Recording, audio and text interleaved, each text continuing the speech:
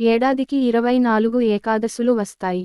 సూర్యుడు ఉత్తరాయణానికి మారే ముందు వచ్చే ధనుర్మాస శుద్ధ ఏకాదశినే వైకుంఠ ఏకాదశి లేదా ముక్కోటి ఏకాదశి అంటారు.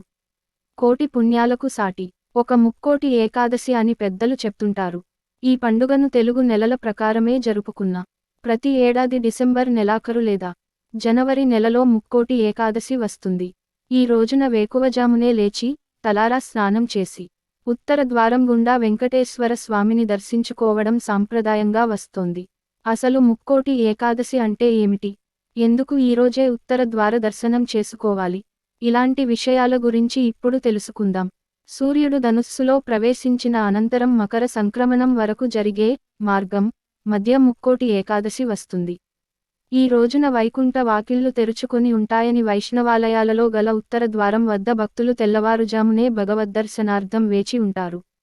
ఈ రోజు మహావిష్ణువు గరుడ వాహనారూఢుడై 3 కోట్ల దేవతలతో భూలోకానికి దిగివచ్చి భక్తులకు దర్శనమిస్తాడు కనుక దీనికి ముక్కోటి ఏకాదశి అనే పేరు వచ్చిందంటారు.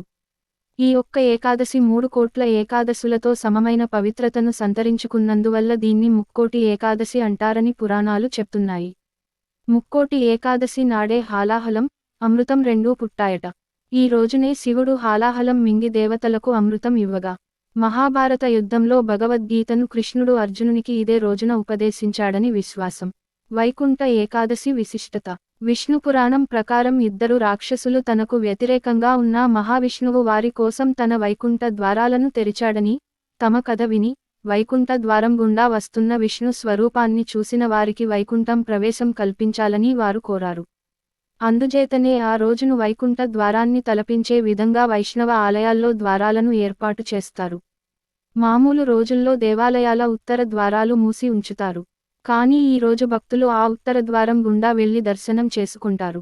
తిరుపతిలో కూడా ఈ రోజును వైకుంఠ ద్వారం పేరిట ఉన్న ప్రత్యేక ద్వారాన్ని తెరిచి ఉంచుతారు.